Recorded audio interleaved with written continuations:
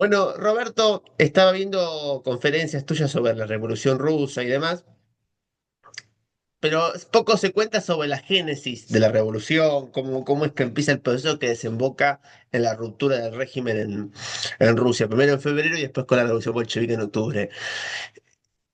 ¿Qué se puede contar de los orígenes de Plejánov, del marxismo ruso, de cómo es que llegan esas ideas de izquierda, marxistas, socialdemócratas y demás a un país a veces estética e ideológicamente bastante medieval, bastante deudor de cuestiones políticas más del siglo XV que a veces del siglo XIX? ¿Qué se puede decir de eso? ¿Cómo llega la izquierda o las ideas de izquierda a Rusia? Bueno, Rusia tiene primero su propia tradición que podríamos pensar como de izquierda. O sea, ahí el problema es cómo definimos izquierda, ¿no? Que es un término bastante complejo, pero bueno, en una acepción laxa, eh, en el Imperio zarista había, bueno, una historia primero hay una historia de rebeliones campesinas de muy larga data y muchas de ellas muy masivas. Después hay una historia, lo hago un poco breve esto, digamos, ¿no? Hay una historia extremadamente importante de la intelectualidad rusa en distintas disciplinas. Ahí está, por ejemplo, el texto de Martín Baña sobre los músicos del siglo XIX. Pero pensemos, por ejemplo, en algo más conocido, que es la literatura rusa, que se difunde por todo el globo y en la Argentina tiene un impacto considerable durante todo el siglo XX. O sea, es muy difícil que encuentres una biblioteca en una familia argentina que no tenga algún libro de un autor ruso del siglo XIX. Muy difícil. Porque había ediciones baratas, y porque era una literatura que de alguna manera trataba problemas universales. Pero eso era una tradición crítica, digamos, ¿no? O sea, alcanza con leer El jinete de bronce de Pushkin, que es considerado uno de los padres de la literatura del siglo XIX ruso, para darse cuenta que hay una crítica. Hay una crítica al poder. Bueno, él ha perdido a parte de sus amigos en la intentona decembrista en 1825, que no fue una revolución ni nada por el estilo, pero mostraba que había disidencias. O sea que hay una tradición rusa revolucionaria, crítica, que pretendía cambiar ese régimen y que se acelera hacia fines del siglo XIX, por un lado con el movimiento populista, los Narodniki, ellos son los que inventan esta idea del populismo. Podemos decir que el populismo nace en Rusia, que es una tradición de la cual también van a salir muchos revolucionarios marxistas, porque van a empezar a leer a Marx. Ahí hay como dos vertientes para recibir a Marx, una vertiente más como ortodoxa y o que lo lee más en clave ortodoxa, y una vertiente más innovadora que discute el tema de las vías, digamos, ¿no? De las etapas, de si hay una sucesión de modos de producción o de formaciones sociales determinadas, etcétera, etcétera. Eh, o sea que para 1917, bueno, y después está la revolución de 1905, que es una revolución muy importante.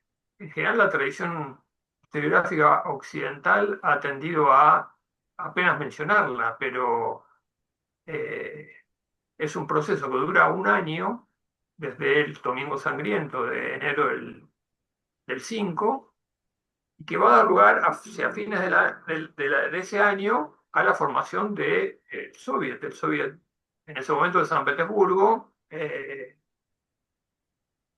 es una innovación política relevante en el contexto de los debates que había en la Europa de fines del 19 y principio del 20, ¿no? ¿Cuáles eran los modos de acción que querían llevar adelante los socialistas? Así que cuando en 1917 se produce esa insurrección que arranca en Petrogrado con la movilización de las mujeres en la fecha que el calendario juliano correspondía con el 8 de marzo, o sea, el Día Internacional de la Mujer Trabajadora, que era una innovación también del socialismo. eh, Ahí es como que se fecha un poco el momento insurreccional de febrero. ya había una tradición muy fuerte, no solamente en partidos o en organizaciones, había partidos socialistas de distinto signo, había anarquismo, había maximalismo, eh, estaba esta otra tradición, que a mi criterio es tan importante como la de la tradición teórica o teórico-política, que es la de la experiencia de autoorganización multitudinaria de los soviets, ¿sí? Los comités de fábricas, etcétera, etcétera, que se va a desplegar muy rápidamente desde febrero del 17. O sea que eh, no es algo que llega, uno puede decir, no es algo que llega a Rusia y entonces tiene efecto en Rusia. No es que el socialismo llega a Rusia y produce como efecto una revolución, es que algo nace ahí. Nace como parte de una trama que, por supuesto, contiene elementos que no son solo europeos, son universales. Digo, yo trato de pensarlo así, digamos, trato de pensar a la revolución soviética, no me gusta llamarla mucho revolución rusa porque eso ya es interpretarla con un sesgo nacional. Trato de pensarla como un evento en una contienda más general, ¿sí? Eh, de enfrentamiento clasista a nivel global, que es lo que impone también la política del capital en el último tramo del siglo XIX y principio del siglo XX. Pensemos que la revolución tiene lugar en el medio de la Primera Guerra Mundial, ¿no? O sea, más contexto internacional que ese no hay, ¿no? En la Primera Guerra Mundial no solo pelean las potencias europeas, también pelean ya los regimientos coloniales. Creo que es Spilimbergo, Jorge René Spilimbergo, en uno de sus ensayos allá por medio del siglo pasado, que dice que la revolución rusa, así como hubo revoluciones de 1830, revoluciones de 1848, habrá que hablar de las revoluciones de principios del siglo XX, que serían No las te escuché, revoluciones. no te ¿Qué? escuché, ay, no te escuché quién hace ese comentario. Spilimbergo, Jorge René Spilimbergo. Ah, Acá tengo el libro de la cuestión nacional en Marx, que es un ujú. libro que lo escribe casi coetáneo cuando Ramos escribe Revolución y Contrarrevolución, que dice, ahora hay que hablar de las revoluciones de 1917 y 1918. Se puede, cuando decías lo de lo nacional, lo ruso, y la Revolución Soviética en vez de rusa, digamos, el elemento de gran, o sea, de gran movimiento antiimperialista internacional fue dejado de lado inclusive por los propios marxistas, se puede decir, porque ellos quisieran que fuese más rusa que soviética, se puede decir. Y no sé qué marxistas, pero puede ser, algunos seguro, sí. No el autor por el que conversábamos antes de este encuentro, que es Gramsci. Gramsci no lo piensa así, aunque dice Rusia, maximalistas rusos, la revolución en Rusia, etcétera, etcétera, pero ahí no tiene lo usa como una referencia geográfica, digamos, ¿no? Eh, bueno, el imperio era el imperio con una dominancia rusa evidente, pero la revolución implica también una revolución de las nacionalidades. La política de autodeterminación que lleva adelante el gobierno bolchevique tiene que ver con eso también. O sea, hay movimientos nacionales de las nacionalidades oprimidas, de los grupos étnicos, etcétera. El imperio era una diversidad étnico-cultural muy, muy amplia, impensable incluso para los parámetros nuestros actuales. Hay que ver la película de Bertaux, La sexta parte del mundo, y su recorrida etnográfica por toda la extensión del territorio para ver la diversidad cultural que había para la década del 30, o sea, principio del 30, 1930, 1930, porque creo que es 1930 la película, no me acuerdo bien. Imagínate lo que es 1917. Eh, Eso se la- ve en Rojos de Warren Beatty, que hay una escena donde hablan en un montón de idiomas y están Diane sí, Keaton es el y... Congreso en Bakú, sí, Sí, él no entiende nada, sí, sí. claro. Es una visión, si se quiere, un poco romantizadora de la Revolución Rusa, porque de alguna manera Warren Beatty gana el Oscar y pone la internacional en el Oscar y plantea esa película cuando ya la Unión Soviética está más de vuelta que de ida. Pero bueno, es un aporte, al fin y al cabo. Sí, bueno, igual nada, en un momento en que se derrumbaba el socialismo no estaba mal hacer esa película. A mí me gusta esa versión. Son unas pocas películas de Hollywood. Yo creo que es porque era Warren Beatty y le perdonaban todo. Pero son unas pocas películas de Hollywood que se puede ver sobre algo que tenga que ver con el socialismo. Eh, y tiene sus críticas también, digamos, ¿no? A cierto curso, las discusiones con Zinoviev. A ver, tendría que refrescar la película, ¿no? La vi hace muchísimos años, pero eh, por ahí el papel de ella debería ser también un papel más, porque ella también es una activista, que además hace un libro fantástico de su viaje. Eh, pero bueno, es una película que además pone a Emma Goldman en el centro también de las discusiones, que es una crítica del curso que va a tomar la revolución. Emma Goldman está allá en los días de la revolución, la saluda, la ve con mucha expectativa, pero también, por supuesto, después critica el curso, como también lo va a hacer Víctor Serge, también, digamos, un hombre que se hace bolchevique, pero que no deja por eso de criticar eh, el cierre, digamos, al proceso revolucionario que le dan los bolcheviques en el poder, digamos, ¿no? Y lo que incluso eso cuesta para los propios bolcheviques, ¿no? Que es prácticamente la extinción de toda su militancia revolucionaria. Hay como una elipsis que muestra la revolución, que entran al palacio y demás, y después muestra la guerra civil y de alguna manera la burocratización. Digamos, tiene como una visión de idealización de la revolución, desde el primer momento de 1917, y después como que da como que la vorágine de los acontecimientos termina llevando a la fatalidad de la historia. Tiene como esa línea, ¿no? No me acuerdo tanto. O sea, tendría que volver a verla, te digo, por eso. Pero digo, no puede dialogar con los que dicen la revolución era buena, pero Stalin era malo, como que Stalin arruinó todo, que también es una visión desde Occidente muy común. Sí, también puede dialogar con los que hablan de una revolución prematura. O sea, se adelantó al tiempo, ¿no? Rusia era un país atrasado y por lo tanto, una vez que no hubo revolución en Alemania o que la revolución en Baviera, en Hungría, las movilizaciones en el norte de Italia, todo eso fracasa, derrotado, bueno, entonces Rusia no tenía mucha. Y todo eso puede ser verdad. O sea, yo no voy a hacer un ejercicio contrafáctico de eso, digamos.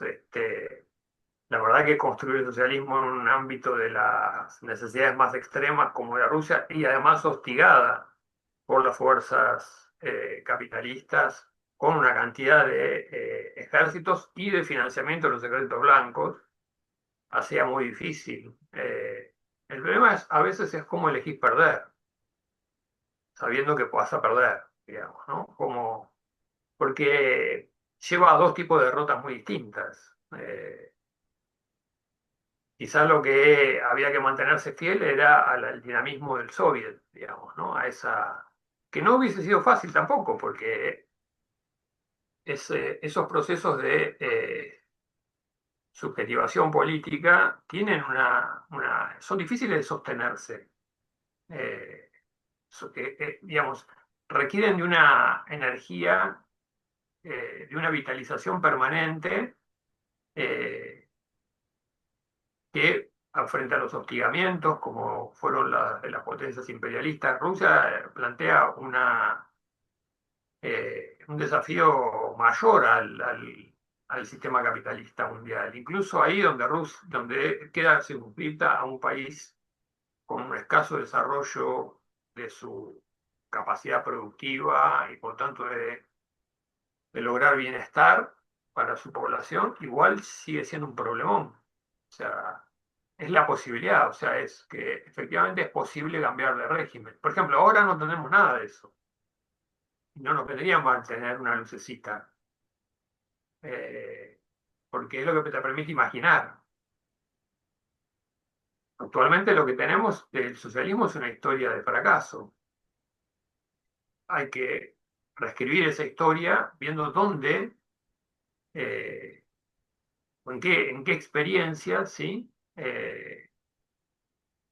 Eso nos aporta. ¿sí? A cambiar la situación. Por ejemplo, me acuerdo una escena de Reds, de esta película que vos traes de Warren Beatty. Una escena en la que él está en una asamblea, ¿sí? Obrera, y están hablando, por supuesto, del imperialismo norteamericano, de las políticas de Estados Unidos y de los capitalistas en Europa, etcétera. Y él le comenta a un obrero a su lado, bueno, no todos los trabajadores norteamericanos estamos contra la revolución. Y entonces el obrero ruso le dice, bueno, suba y dígalo. No, no tengo mandato, dice él. Y el obrero le responde, acá nadie tiene mandato.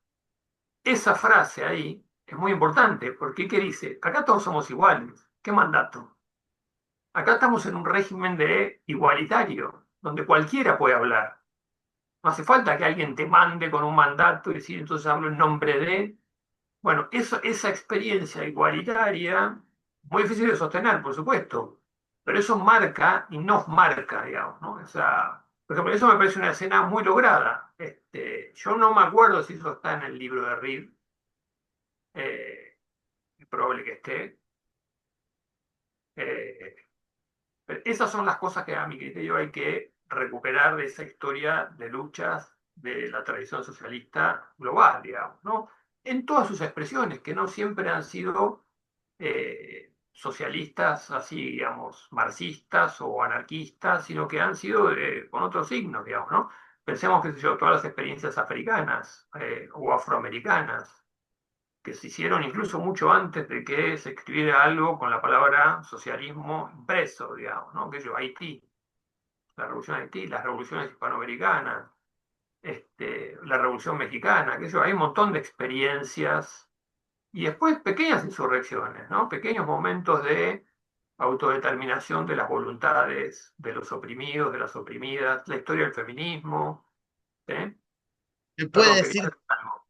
que sí, sí, que se puede decir que la izquierda se quedó sin épica, digamos, la izquierda. Los movimientos cuestionarios del sistema se quedaron sin épica, porque de alguna manera uno escucha a Tony Negri, a Berardi, Pedro Berardi que escribió el último libro que se llama Desertemos, que dice que hay que plantar lechuga.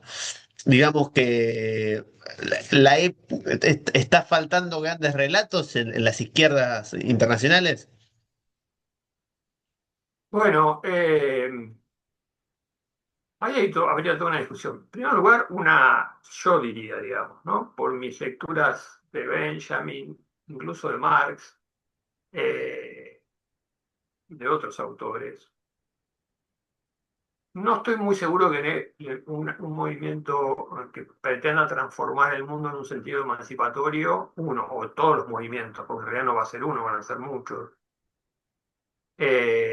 necesite de una épica. Que necesite de objetivos, sí, que necesita metas, que tiene que plantearse algo así como lugares soñados a los que llegar, sí, para que el sueño trabaje. Pero una épica implica, de alguna manera, inscribirse en el relato eh, histórico dominante. Entonces, es como decir, bueno, están los héroes burgueses, vamos a ver cuáles son los héroes proletarios. Y me parece que por ese lado no es nuestra historia.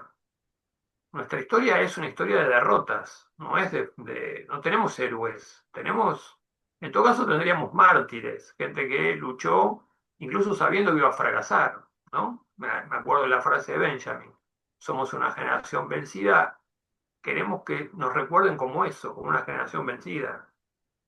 Eh, ¿Qué significa que hay que recordar con una generación vencida? Es que hay que sostener ese punto de vista para no transformarse en el próximo dominador.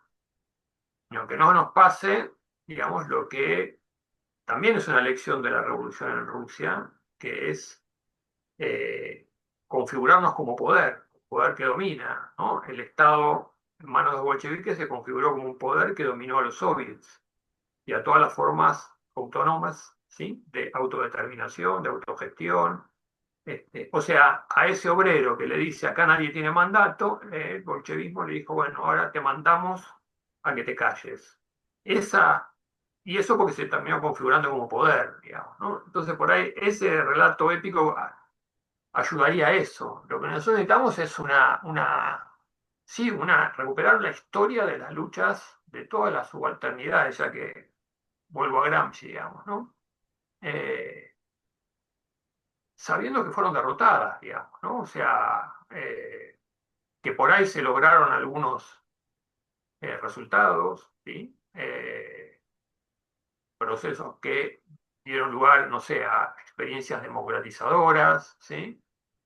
O de reconocimiento de derechos, pero que en general hemos sido derrotados en esa tradición, que tiene una variedad de expresiones, repito, digamos, ¿no? O sea, muy, muy amplia.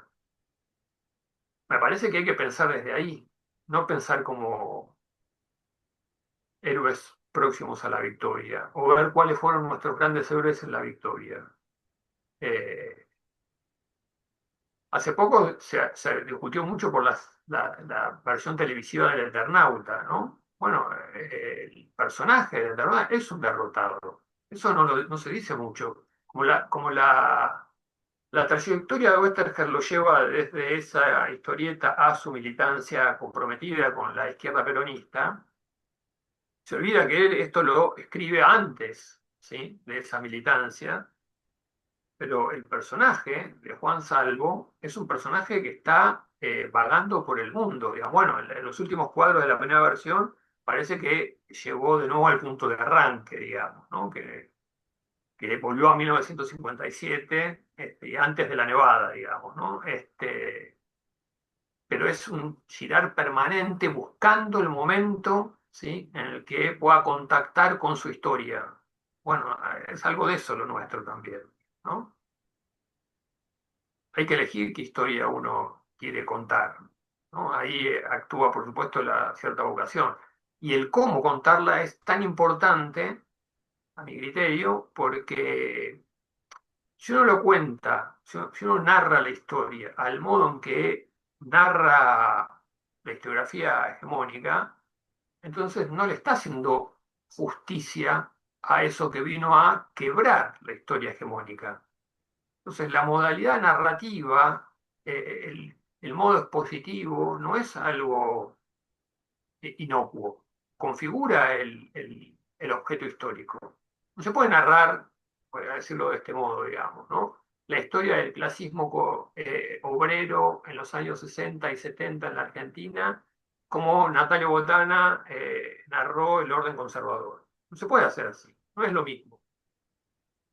Eso es una historia de las élites, de las clases propietarias, incluso, bueno, una historia, uno podría decir, un poco ficcional, ¿no? De esa, pero, digamos, ahí donde él ve una suerte de ética, ¿no? El orden conservador autorreformándose, etcétera, nosotros no podemos narrar así. O sea, Y los colectivos andan. ¿no? Entonces, eh, digo, entonces Por la ahí en ética no eso, es una forma.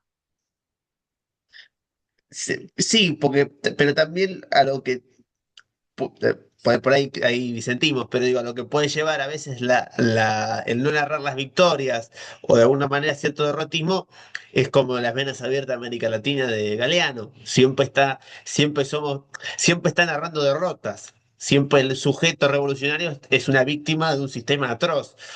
Y a veces pareciera que sobre todo los movimientos de izquierda latinoamericanos, por ejemplo, idolatamos víctimas. Y a veces eso puede caer en en cuando hubo victorias, hay que reconocerlo, el Cordobazo fue una victoria, en el 2001 hubo una victoria. Creo que de alguna manera la lucha popular también puede ganar. Podemos perder, pero también podemos ganar. Siento que a veces la víctima, a veces para mucho no ayuda en política, digamos. Me parece que son, claro, yo ahí hay una, por supuesto, yo escribí sobre Tosco, el Cordobazo y el clasismo. Estoy escribiendo sobre 2001, o sea que los dos ejemplos que das, o sea, no es que me desentiendo de eso, y efectivamente creo que ahí hay riqueza. No diría que son victorias, sí que son momentos de agenciamiento popular, que entonces le imprimen a la historia un posible camino alternativo. O sea, establecen una contingencia que permite hablar de otra historia posible. Hablar de las derrotas no es hacer derrotismo. No es lo mismo, digamos, no es victimizarse y decir, uy, nosotros siempre hemos perdido. O sea, no es, es al contrario, digamos, ¿no? Es persistir a pesar de las derrotas y por el compromiso con los derrotados, ¿no? O sea, eh, son como dos formas distintas, digamos, de pensar, digo, hacer una historia de la Comuna de París o de la vida de Mariátegui, ¿sí? O de la Revolución Mexicana o del Chile de Salvador Allende, no es, ¿sí? Todas son experiencias que fueron, uno puede decir, derrotadas, ¿sí? O gente olvidada, que es muy rescatada mucho después, y a veces rescatada no necesariamente en los mejores términos, ¿no? Digamos, adoptar el punto de vista de los vencidos es un punto de vista que coloca el conflicto en el centro. No, no lo disfraza de victoria. O sea, yo entiendo lo que vos querés decir. Sí, el Cordobazo efectivamente sacó a Longaniato, ¿sí?, de eje y efectivamente la dictadura militar tuvo que recalibrar, ¿sí?, y pensar su retirada. Pero ¿cuánto duró eso? Poco, porque en 1972 esa misma dictadura, pero ya con la NUCE, fusila abiertamente a 16 prisioneros en la base Almirante Sare en Trelew, a la vista de todos. Y solo pasaron 3 años. Y todavía no hubo elecciones. O sea que los tipos se están yendo e igual cometen ese crimen. Crimen mayor. Crimen que anticipa. Entonces, Terrorismo de Estado. ¿cómo? Que anticipa el terrorismo de Estado. Sí, claro, claro. Sí, sí. Sube la apuesta de lo que ya vienen haciendo, porque no es que, digamos, ya de los años 60, desde el plan mismo con Intes es una. Pero pensemos los bombardeos, o sea, los bombardeos a la Plaza de Mayo en el 55, bombardeo de población civil. O sea, esos bombardeos uno los puede pensar en línea con los bombardeos en la Guerra Mundial, que también bombardeaban población civil. Eh, Pero uno puede pensar también, por ejemplo, que aún bombardeando Plaza de Mayo, esa dictadura no pudo ir por las conquistas laborales del peronismo. También se sí, puede ver el vaso medio lleno también. sí, sí, yo no hago algo así como una especie de balance. Yo lo que digo es,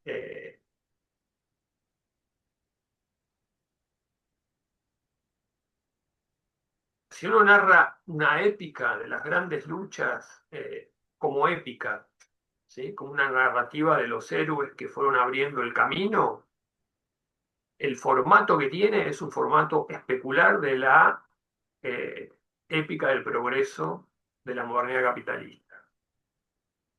O sea, es una historia como una epopeya, ¿sí? Vamos siempre hacia lo mejor.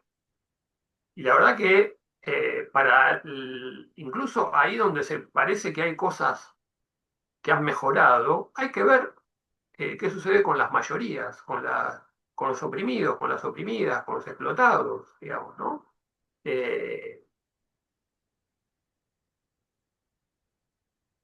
yo prefiero, ¿sí?, por una convicción política que también es historiográfica, eh, construir una versión alternativa que de alguna manera sea más consistente con la propia historia de las luchas, ¿no? En primer lugar, digamos, ¿no?, su discontinuidad. Solo estamos hablando de episodios.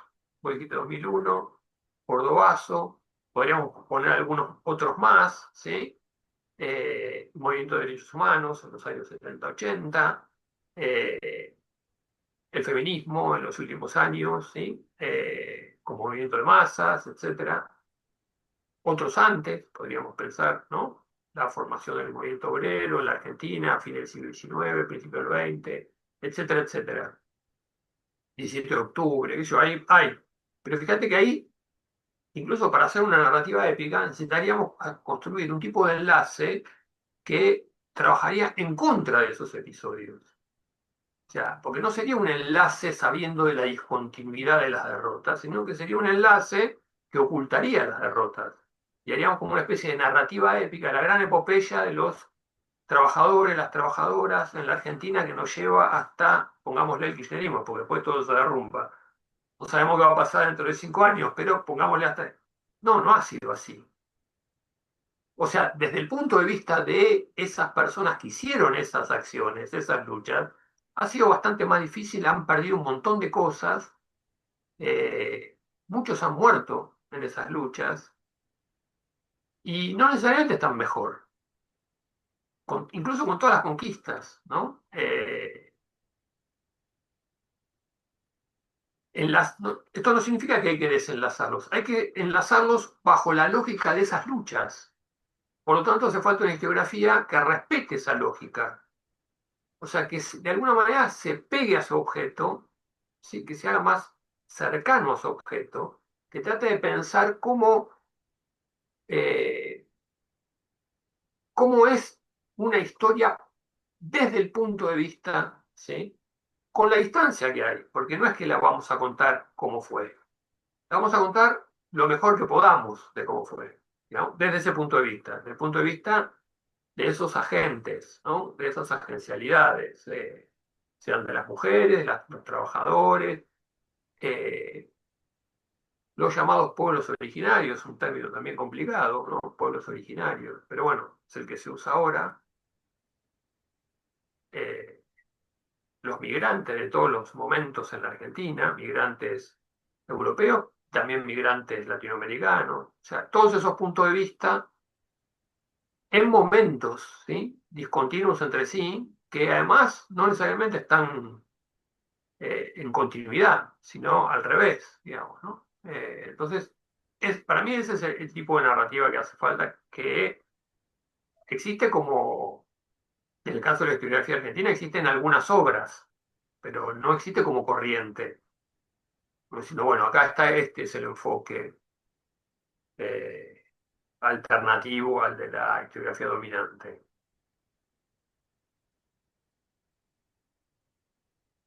Puede, haciéndose, si se quiere, y con esta es la última pregunta, porque también entra la discusión, creo que era Borges el que decía que el olvido era la única perdón y la única venganza.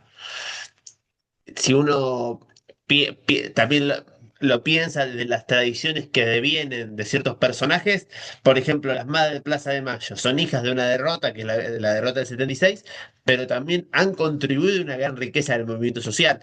Digo, la memoria también es un espacio donde se puede decir que por ahí el hecho original perdieron, pero en la memoria pueden generar un triunfo. No sé si un triunfo, pero sí mantener viva la conflictividad. Eh, el proceso de memoria que llevó adelante el movimiento de derechos humanos en la Argentina, uno de cuyas expresiones finalmente ha sido la historia, la llamada historia reciente, ¿no? Puede hacer esa conexión. Eh, Efectivamente, el movimiento de derechos humanos fue un movimiento democratizador por abajo, por eso la película 1985 no le hace nada de justicia al asunto, a 1985, al juicio de las juntas y a lo que vino después, ¿no? Porque quita la calle, y el movimiento de derechos humanos es algo de la calle en sentido amplio, digamos, ¿no? O sea, todos esos espacios que fueron siendo democratizados bajo una lógica accionalista muy democrática e igualitaria, que es la del movimiento de derechos humanos, sobre todo en estas formaciones de nuevo tipo, ¿no? Como madres, ¿sí? Familiares, ese tipo de el SERPAG, etcétera. Eh, En eso han contribuido notablemente a que, aún, digamos, en el escenario actual, con todos estos giros autoritarios, eh, neofascistas, eh, protodictatoriales que hay, se mantenga una defensa, ¿sí? De ciertas formas de vida eh, alternativas, democráticas. Y sí, claro que uno puede decir que siempre hay algo así como una recuperación. Ahora, ¿qué es lo que recuperan de los 70, el movimiento de Humanos? Sería la pregunta. Bueno, porque no arrancan pidiendo por la transformación social. Puede ser que a fines de los 90, ¿sí?, aparezca el discurso revolucionario en las organizaciones de derechos humanos, Eve hablando de la revolución, de sus hijos.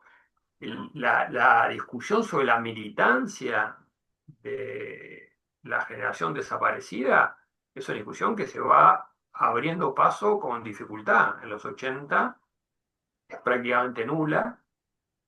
Ya, María Sebane publica la biografía de Santucho en 1991 y la primera frase es: este libro trata de un tema prohibido. Ya son 8 años de la recuperación democrática y ella tiene que escribir, es uno de los primeros textos así mayores sobre un dirigente revolucionario de las organizaciones armadas. Eh, o sea que el proceso ese es lento para reivindicar la militancia de los 70. Ahora, además, no lo hacen los términos de muchas de esas prácticas políticas de la militancia, de las organizaciones armadas, no por la lucha armada, que eso obviamente ya estaba fuera de discusión, sino por porque los movimientos de derechos humanos son poco jerárquicos, son más abiertos. De hecho, el movimiento de derechos humanos es un movimiento con un nivel, digamos, de organicidad permanente bajo. Digamos, las organizaciones son pocas y su militancia activa es escasa, ¿no? Pero cuando las convocatorias son muy grandes, entonces tiene una capacidad, digamos, de enraizamiento muy distinta a otras estructuras más organizativamente más formalizadas, como podían ser las organizaciones en los años 70. ¿Qué es lo que recupera? Y yo creo que recupera más algo de la tradición democrática de base que está en experiencias como la que vos citaste, el Cordobazo, o el 17 de octubre, el movimiento obrero de los años del primer peronismo, ¿sí?, que da lugar al primer peronismo, ese movimiento obrero. Incluso más atrás,